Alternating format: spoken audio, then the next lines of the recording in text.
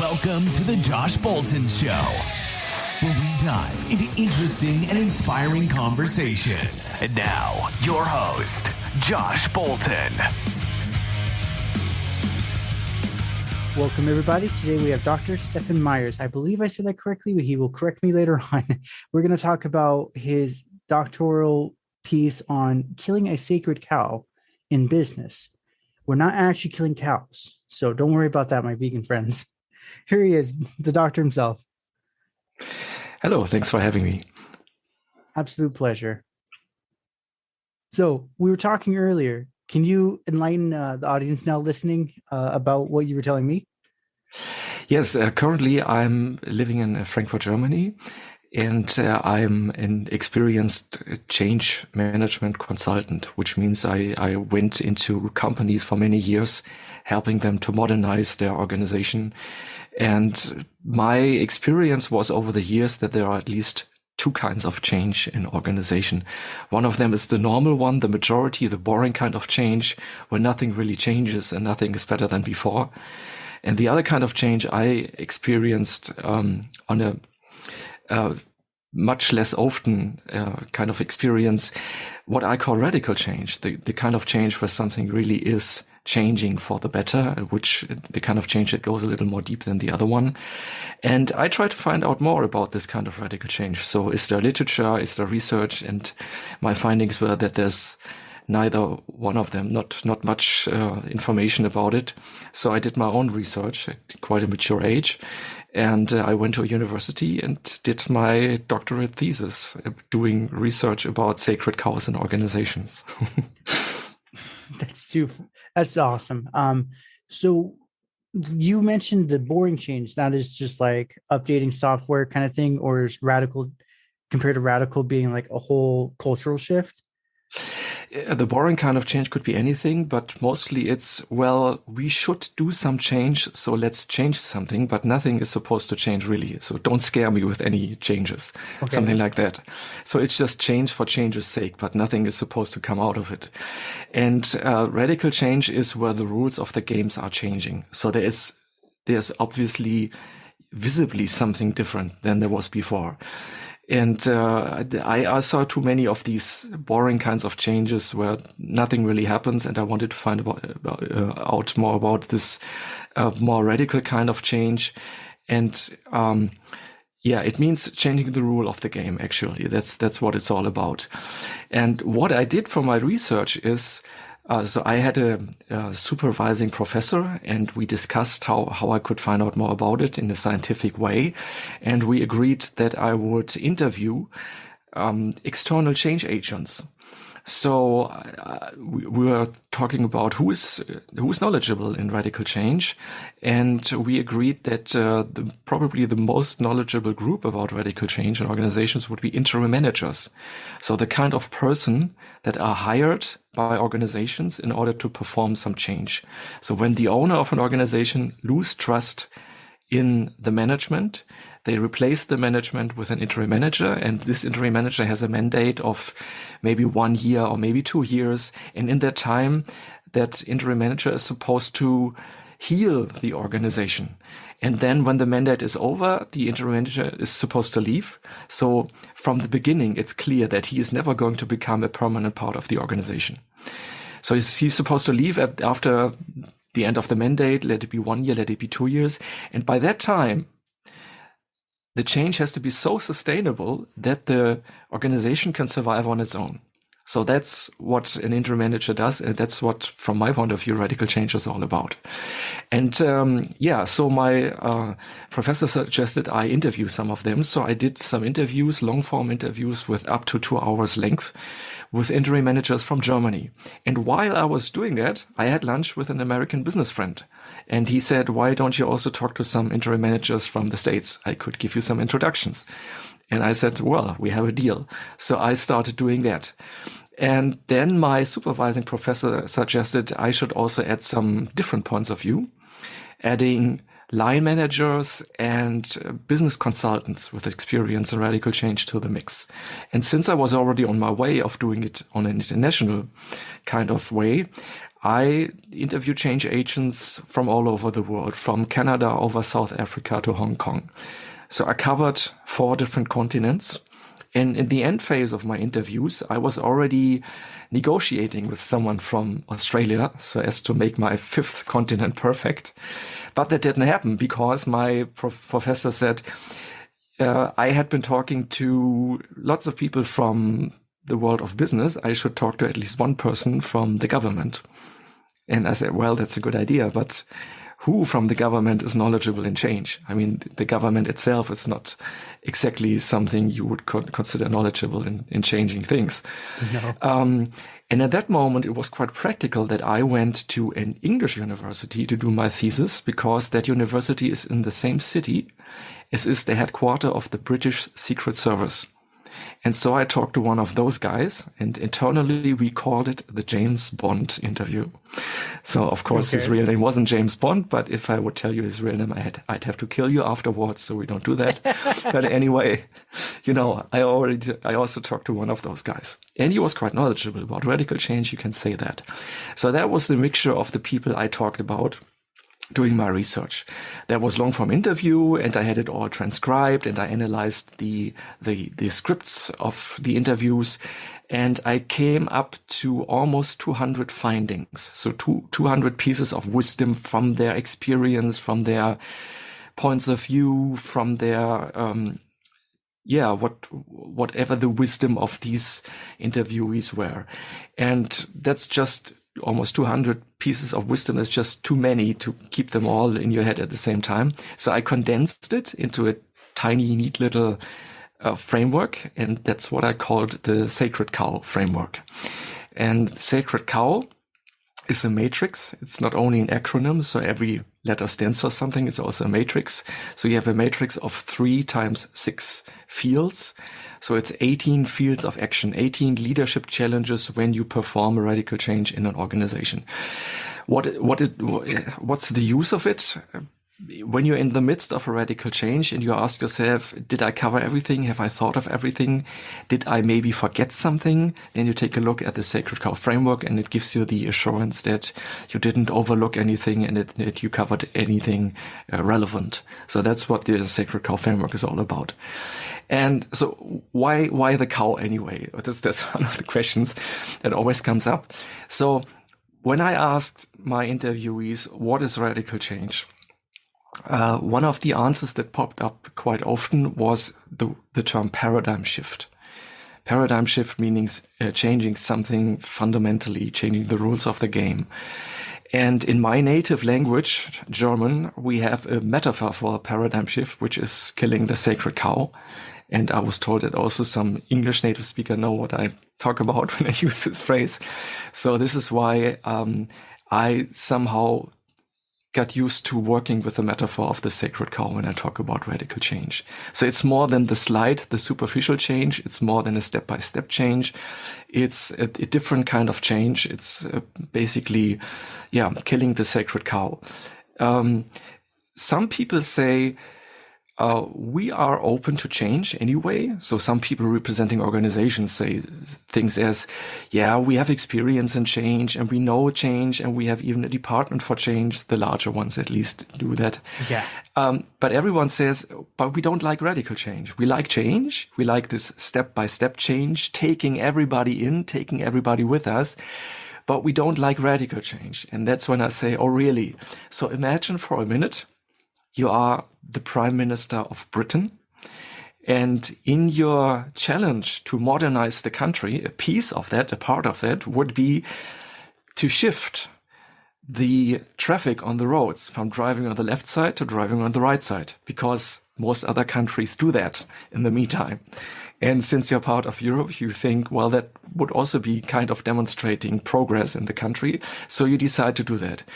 And then you think, well, but we don't want radical change. We only want the step-by-step change. So you make a plan. And your plan is on the first day, only the trucks drive on the right side of the road. Second day, also the buses. And third day, lastly, everyone drives on the right side of the road. And as you can hear this clearly, everyone can see, it's nonsense. It's never going to work. And what I mean by that is radical change certainly is not the the appropriate thing for every kind of change. But there are situations where radical change is the only reasonable thing you can do, such as the example with switching from driving on left side to driving on the right side. In many other situations, sometimes there is no step-by-step change. It's not an option. Sometimes radical change is the only reasonable thing to do. And that's what I did my research about. And that's what I try to contribute to scientific, progress with my research. That's what it's all about. So I'm just, throughout your whole explaining of this, I was thinking of, you're talking about almost like a willingly changing radically. Would also like the pandemic be in your studies too on the radical shift? Mm-hmm. Yeah, that's a very good question. So when I did my interviews, I had a list of the questions I wanted to ask. So we called it a semi-structured interview because there were certain questions I asked everyone. And if the situation permitted it, I would go a little deeper if someone said something interesting. But one of my standard questions and my favorite question was, does every organization need a radical change every now and then?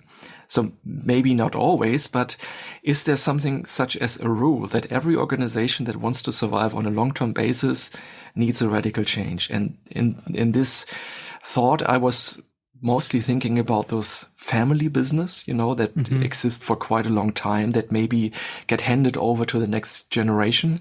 Is this the kind of organization that needs a radical change if they want to survive on a long-term basis? So this was, for me, the most interesting question I asked.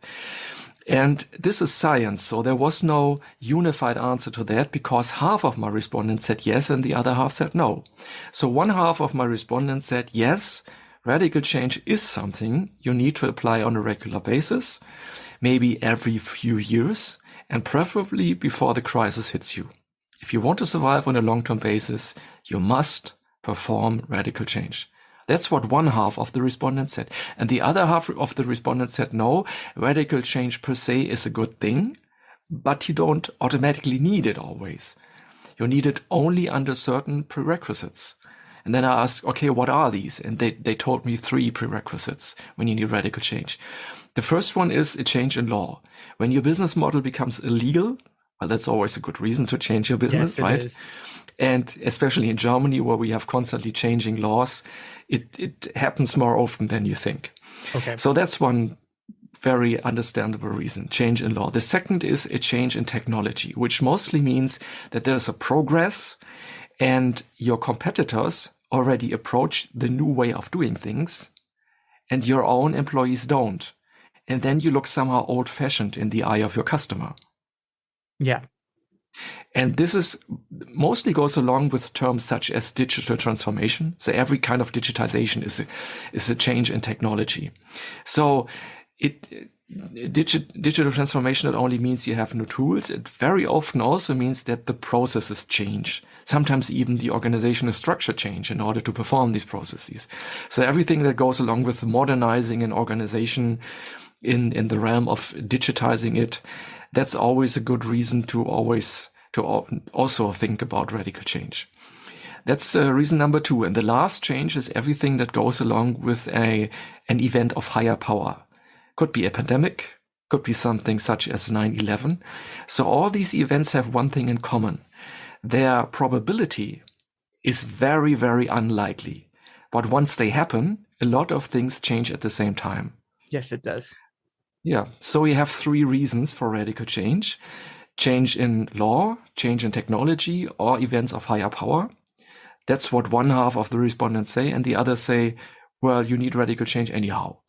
That's what my respondents told me about their belief about radical change.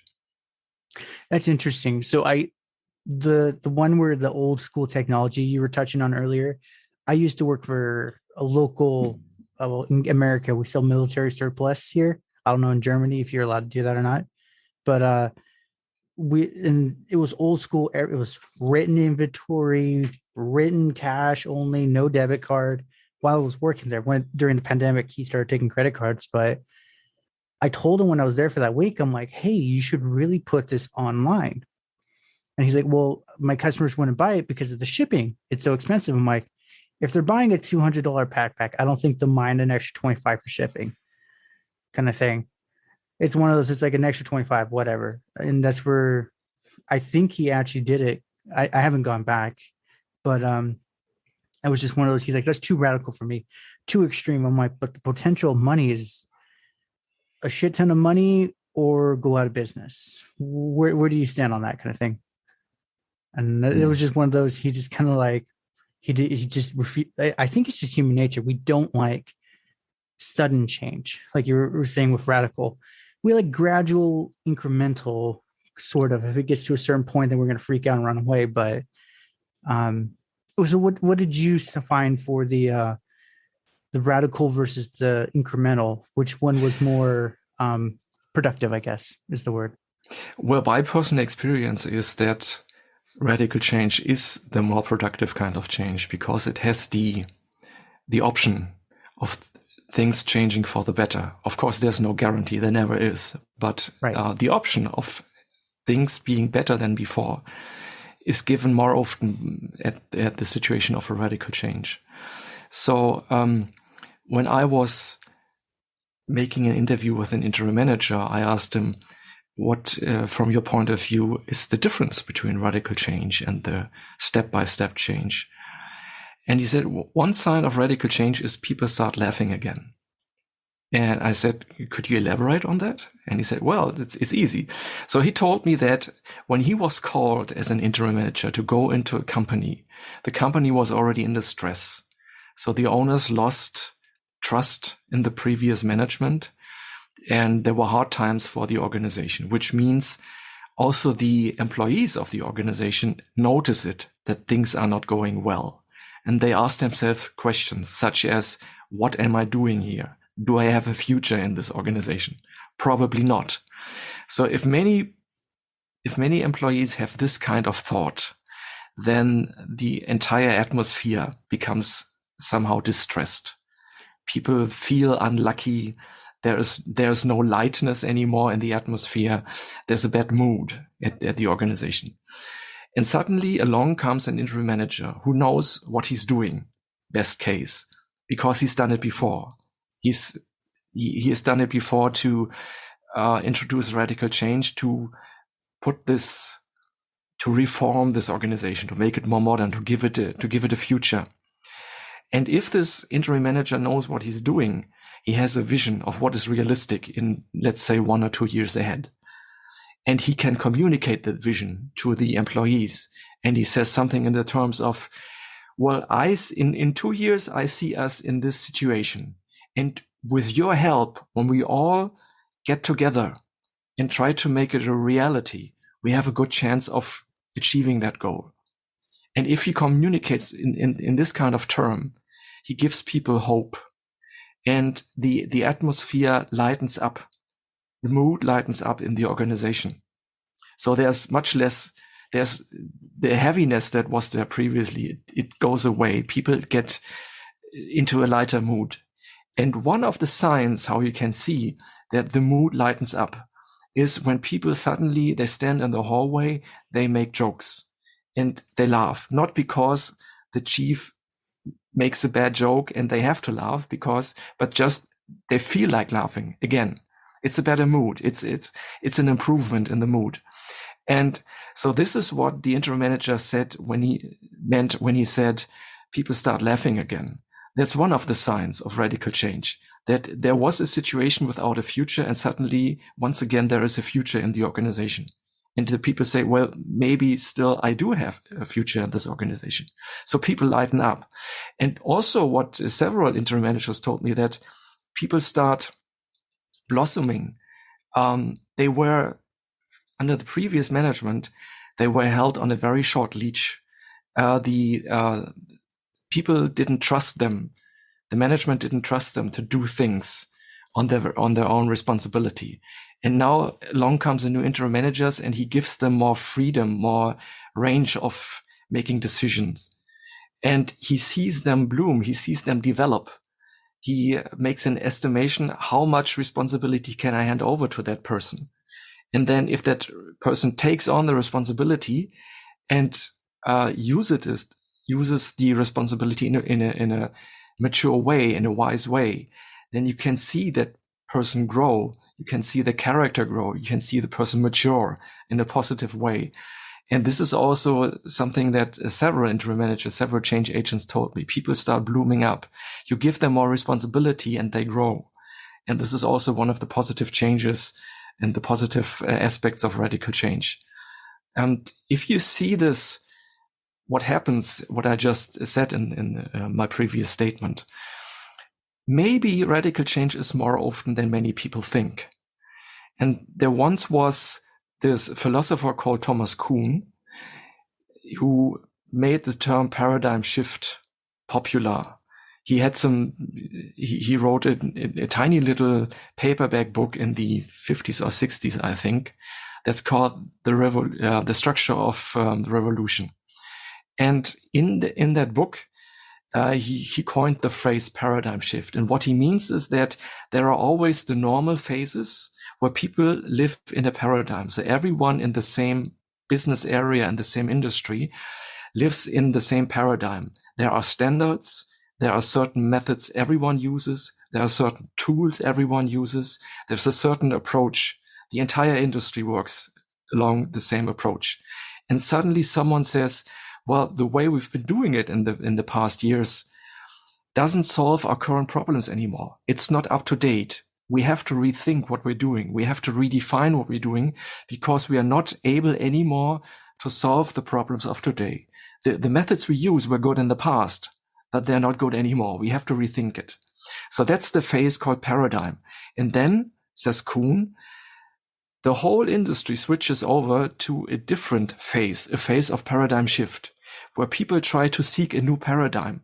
It's an experimental phase. It's a chaotic phase. And they try out different methodologies and they try out different processes and they try out different mindsets. And it's a total chaos. But at the end of this phase, the whole industry once again agrees on one new standard. And that will become the new standard for the next phase, which is once again the paradigm phase. So from Kuhn's point of view, it's a constant change between paradigm and paradigm shift and paradigm shift. It's constantly changing like that. And this in between the paradigms, the small phase of paradigm shift, where everything is redefining itself, where people are realigning their methods and their beliefs to the changes in reality. That's a normal thing, says Thomas Kuhn. So if we believe him, maybe radical change is much more normal than we probably thought previously. So I actually have an example, because you hit something for me is the morale of the place where they're laughing again. So I used to work security like 3-4 years ago. And one of the big wigs making so much money, he didn't even know what to do with it at that point. But he got his start from this one warehouse where I was doing security. I'm a chatty guy, so I would talk with him. I didn't realize he was such a powerful bigwig in the company. And finally, he just said, "Hey, Josh, you're always watching this area. What do you see that's wrong that I don't see?" And I said, "Well, are you really wanting the truth?" He's like, "Yeah," because it's like the warehouse is his baby. It's what launched his career. I said, "Morale doesn't exist here anymore." One of your employees, as he's walking in, literally said he'd wish he got in a car crash so he could go home. Ooh. And I'm like, so I told him, he's like, "Okay, so you gave me this terrible thing. What do I do to fix it?" I'm like, buy him pizza. This sounds cliche. Buy him pizza. Buy him donuts. Even if they're on a diet, they're going to be like, "No, I'm good," but it means a lot to them. I said, "You make a lot of money. Can you afford to give up an extra $500 a week?" And he's like, "Yeah." I said, "Buy them $100 gift card. Top 5 that get the whatever good score you're aiming for gets $100 gift card on you." I said, "I bet you in a month, it's going to be insane how much they're going to be calling each other out because like, you're not going to make me lose my $500 kind of thing." And within a month, it was so radical that people were calling him saying, "What the hell just happened? Why are they were the worst. Now they are the best." Mm-hmm. And I told him it's simple. When morale's gone, they're suffering, so they make you suffer.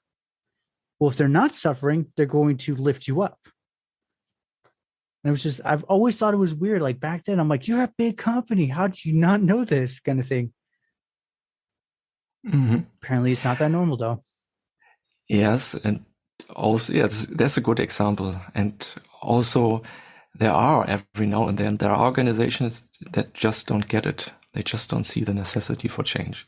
So I can give you a good example about that. Okay. I built another framework that I call the cow canvas. Okay. And the cow canvas is a sequence of 6 questions. And if you ask yourself these 6 questions, one after the other, you have a better understanding if you or your organization will need a radical change rather sooner than later. And I will go through these 6 questions with you with a real example. So an organization that really existed and was quite famous in Germany, by the way. Okay. So I'm a little older than you. My childhood was in the 70s and 80s. And in those days, when you wanted to listen to your favorite music, it was not that easy because music television hasn't been invented yet. And the music on the radio was not much better either. So what you would do if you already knew what kind of music you liked is you would go to a record store and buy one of these big black vinyl records. That's what you would do. And with that new record under your arm, you would go home, maybe to your living room or to your childhood playing room. And why would you go home? Because that's where the record player was at. Right. You would need a record player to play your music. And in those days, of course, there were different brands of record players, but in Germany, there was one leading brand, the Mercedes of record player, which was the company Dual, D-U-A-L. So everyone in Germany knew Dual, and the people who had a high esteem in the quality of their music, they had a Dual record player at home. And if that company was so dominant, if it was the Mercedes and the most prestige brand of them all, why did they almost completely disappear? So the backstory is they went bankrupt, and the brand is still on the market, but they sold the rights to use these brands to other companies. But the company itself, they are just not as dominant as they once were. So what happened?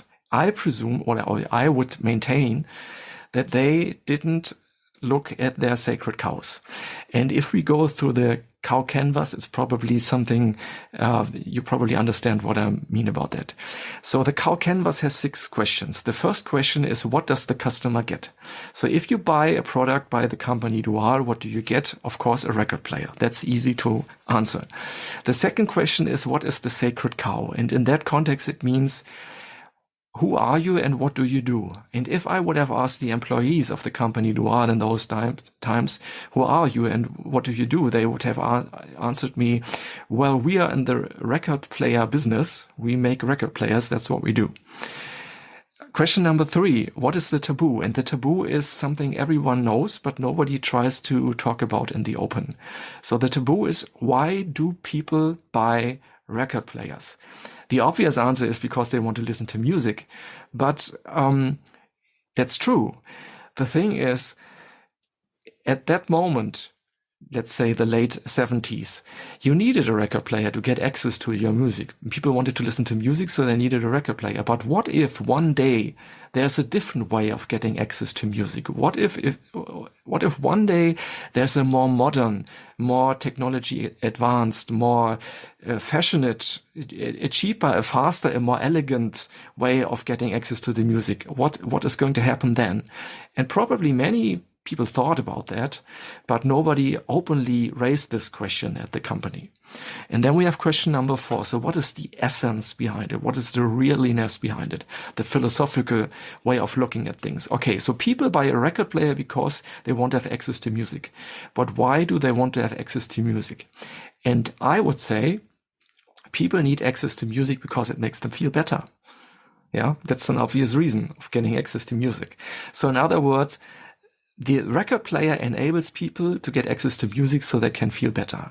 And now if we come to question number 5, what is the radical change? That is the opposite of what is the sacred cow. The sacred cow is, we are in the record player business, we make record player. The radical change is, how can we redefine who we are and what we do?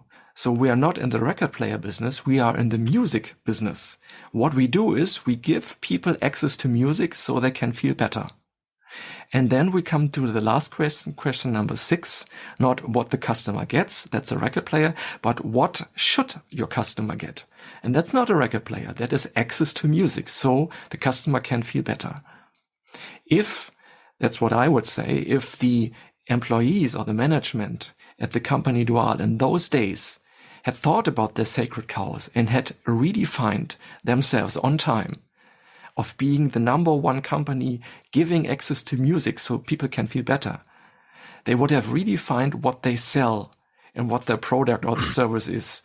And I would say there could be still a leading company, maybe only in Germany, maybe even worldwide, of providing access to music for people. It could be an online store, it could be a streaming service, whatever, doesn't matter that much. But if they would have redefined themselves on time, getting rid of their sacred cows that they produce record players, but redefined them by what is the use, the added value to the customer, they could still be a leading brand. They could still be the Mercedes of the music industry. That is what I say. And this example, of course, is only an example, is only by accident about record players. It could be about any industry. It could be about absolutely any industry, because every industry has to take a look at their sacred cows, because if you stay inside the metaphor of the sacred cow, the sacred cows are standing all around you. And you need to look into the future and you need to look at the horizon. But if there's a big fat sacred cow standing in front of the horizon, you don't see the future because the cow is standing in the way. You have to have a clear look at the future so you can give a better estimate of what actually your reason for being and your reason for doing things is. And that's my cow canvas worksheet, playing around with the metaphor of the sacred cow. I like it. So yeah, you're right. I did touch on a few without realizing it when I was talking to the bigwig guy. Was like, especially the what is the sacred cow and what is the taboo of the arena. But that's always been my weird thing. I always call out the problems. I have no filter when I talk. So that's interesting.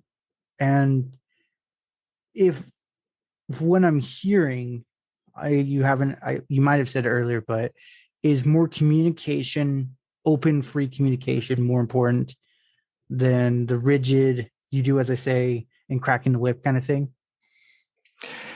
Well, if there's a certain openness to differing opinions, to contrarian opinions, that's always helpful in staying on time and redefining who you are, what you do, in finding if there is a sacred cow. I mean, there could be sacred cows, but you don't see them or you don't articulate them. But an openness an openness for contrarian opinions could help you better identify these sacred cows and talk about how can we remove it? How can we make it go away so we have a better look at the future? It certainly is. So the way you communicate in your company can be helpful or can be a hindrance to identifying your sacred cow. Certainly. That's interesting. So I actually had a guest on. His name was Vinay Raman, I believe. And he's a leading tech industry guy. Well, he's pioneering it. Kind of thing is taking the employees' data that they do in like scanning. He's doing pest control, like bugs and stuff. So he's how long it takes them to drive. And the one thing he told me for him, he's like, I take like Steve Jobs approach.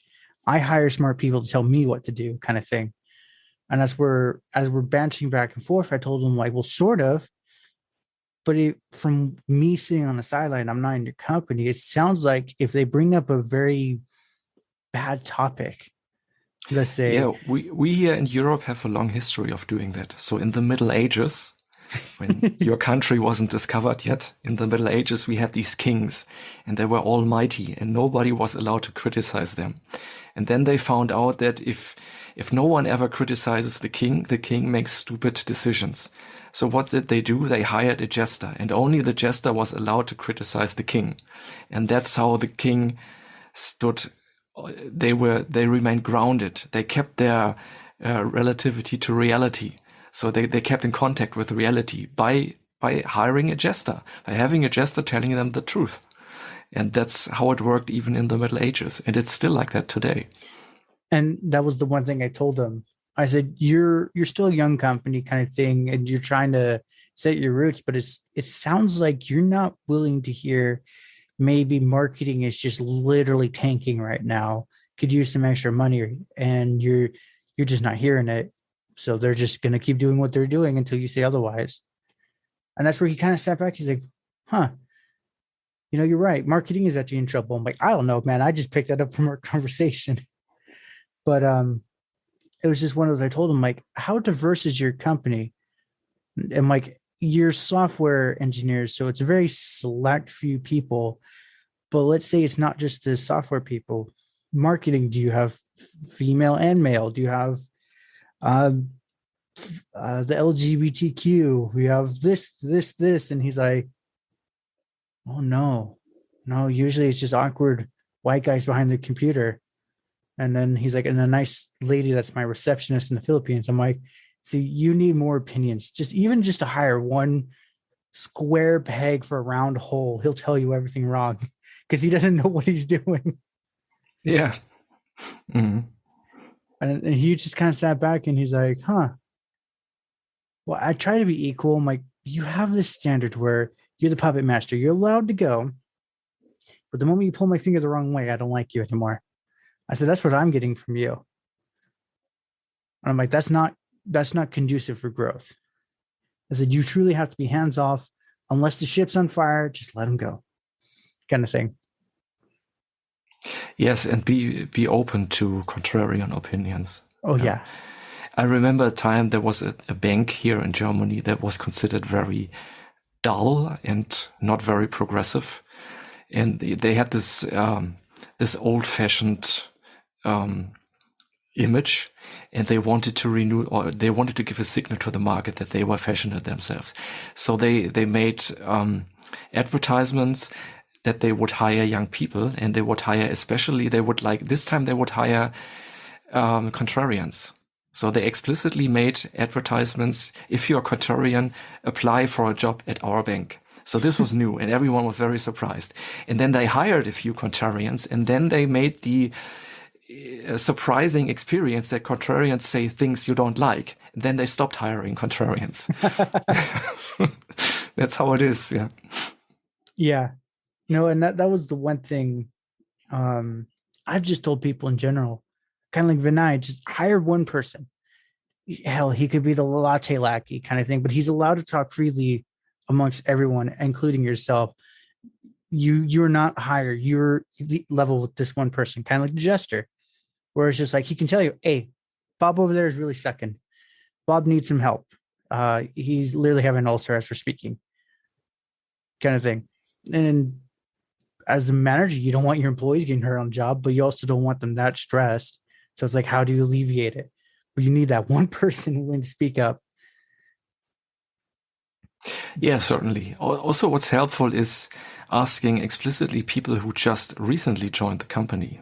For example, the young ones, but not only the young ones, just the people who joined recently and who still have this different point of view of looking at things, and asking them things such as, what do you think is strange about this company? Did you notice anything that's strange from your point of view? Because if the people are still new, they have this different point of view. If they're already in the company for half a year or longer than that, they become blind to everything that's strange. They consider everything normal that's strange because they have gotten used to it. And so one little piece of advice would be to ask explicitly the people who are very new to the company and who still have this fresh kind of point of view. So would you say that's how fresh do you want to strike that iron before? Is there a timeline between 3 to 6 months, or? From my point of view, everything changes after 6 months. After 6 months, you're completely blind to everything that's strange. So it should be before that. So like the 3 to 4 month range? Or even earlier than that. Maybe even 2 months? Yeah. Okay. Yeah, because you don't want to ask them right out of the gate once they join, because they're like, that's strange kind of thing. But yeah, that's actually interesting. I've been trying to think different ways for managing a company. I'm like, your style is relatively hands-off, no condemning or just you be you. It's kind of like your own business, except you don't have to worry about the business failing kind of thing, and just make this yours. And that's when I'm coming to find out that's the best. When you let someone have ownership of something, they actually take pride in what they do. And plus morale goes up too. Yeah, it doesn't mean you have to do everything that young punk suggests. It's just that you listen to the point of view, and then you make your own decision if there's some truth in it, if there's something to take into consideration. So there's I would say like your example of bank. I know of a bank where they're old school. I think they've been in business like 100 something years. I know this from a coworker. And it was one of those, as the bank grew, they were like, we'll be cool. We'll do surveys about what we need to work on. And after they realized at the end of the survey, they're like, oh yeah, your communication sucks. They're like, we don't want surveys anymore. But it was one of those, the employees willingly gave you a golden nugget right there. It's like, if you can just figure out a way to transfer information, that's generally everyone should know you. I mean, there's certain executive stuff you don't exactly want leaking out too early, but just general 80% of the stuff that can get out, let the others hear it so they can know and adjust accordingly and be like, oh, this could be a thing in the future. So we should probably change directions kind of thing. But I don't know. It seems like that would be too, how radical is too radical is exactly kind of what I'm going for. Because that at least in America, that would just screw up everything by the standards we have. How radical is too radical? It depends on who's looking at it. So from whose point of view? Whose point of view? Interesting. Okay. Can you elaborate? If the employees, first of all, everyone is skeptical before the change happens. But after the change happens, there are quite a lot of people who say, well, I'm glad we made the change because now things are obviously better. But then again, people look at it from a different point of view. So for example, when you try to change an organization, there is not the same amount of readiness at every employee. There is the one group of people who are very much in favor of progress. And they say, I've been waiting for such a long time that something changes in this company. And now comes the new change agent. And now there's a real chance of things changing for the better. So I'm glad we have this new change agent. And these are the people the change agent has to talk to first and to build an alliance with them and to say, well, maybe we are not quite sure exactly how the change is going to be. We have to make a pilot project and we need someone to lead the pilot project. Do you want to lead the pilot project? And the people who are very much in favor of change, they say, yes, I want to lead the pilot project because they can be the very first person to try out the new technology or try out the new procedure or whatever.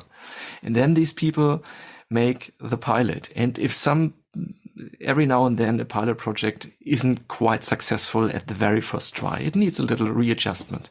But these people are very much in favor of progress and they like progress and they don't get frustrated so easily.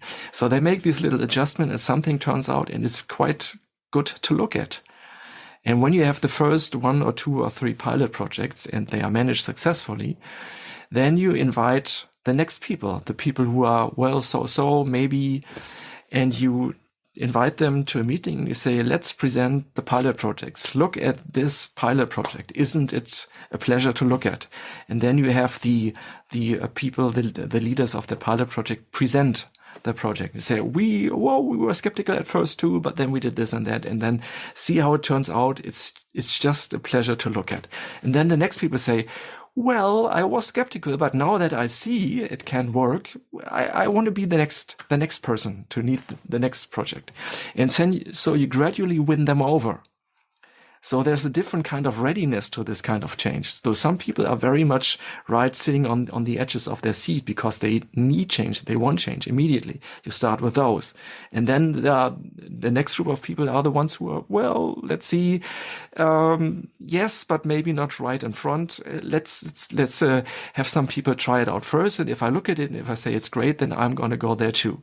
And that will be the next group of people to introduce into the change.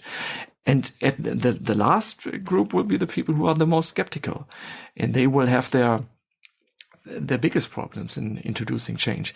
But now that everyone else in the company already has conducted the change and has switched over to the new way of doing things, they say, okay, well, we don't want to be completely left out, and so then we're going to join in with everyone else.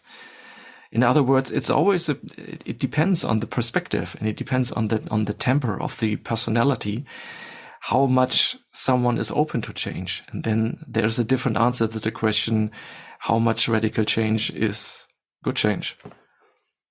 I wouldn't say, I was trying to remember, there's like a curve, like the pioneers, early adapters, conservatives, and then the laggards. It's like a bell curve. And it's one of those, it's always the pioneer and the early adapters that get the brunt of testing everything. But then for the last two groups, I think it's they get the most billing because they're not the early adapters anymore. So yeah, it's similar to that. Yes. Mm-hmm. So that's what I was just trying to think of, like that bell curve, what was called. But yeah, that's kind of what I was thinking. It's like, if you're the true pioneer, there is no path. So whatever you do is correct. And then the one that's like right behind you, like your little lackey, your assistant, that's the early adopters. And yeah, I guess you're right. It's just what I'm thinking about is like let's say like we both could agree with this family business, been in business for 25, 30 years. They've had the same culture, same everything, nothing's changed. How do they radically shift? Because even their customer knows they act a certain way. How do you is that one of those you need to like kind of slice it slowly so you don't fillet the whole beast, or you just chop the head and hope for the best? I have experience in 25 years or more than 25 years change management, both with family-sized business and big corporations. Okay. And the cliche is that the owner of a family business is much more conservative. From my point of view, that's just a cliche, because many of them are very progressive. They think long term. They want to keep up or even raise the value of the organization because they want to hand it over to the next generation. They always think on a long-term basis. And many of them just know that every now and then you have to modernize the organization if you want to keep it alive for such a long time. So many of them are quite open to change. In contrast to that, what I see in some large organizations, that some people of the top management, they have limited contracts. Let's say a 5-year contract, for example, could be any duration. Let's say 5 years, for example. So what do? They do not think on a long-term basis. What they know is that 4.5 years in the future, the negotiation will start about a prolongation of the contract. So what they do is every decision they do is that the organization looks best 4.5 years in the future, even if it's detrimental to the organization on a long-term basis. They don't think in longevity. And if radical change is necessary to make the organization survive on a long-term basis, they think I don't need to do the radical change because I won't be there in 6 years anyway, because my contract will end. And is probably not going to be prolonged. So many of them are rather resistant to radical change because they don't have this long-term perspective. They only think in the terms of the duration of their contract. Interesting. That's interesting because I live with my parents and I'm listening to some of the events they're going through, and it's exactly what you're saying. It's like, it's duration of contract. Like, well, the contract's up in like 6 months, so why do we even care? And that's where I just sat there and I'm like, but this customer's paying you a shit ton of money a month, and you're giving them just poor quality, whatever it is. And it's like, not even long term. It's just like, what value can you bring to the table for that price of money they're paying?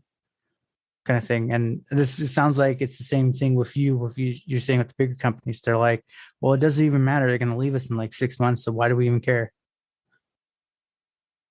Yeah, I agree. I agree very much. I love it. I think we should cut it there. I got 3 going out questions for you. Yeah. So other than work, what have you been doing to keep yourself busy during these lockdown times?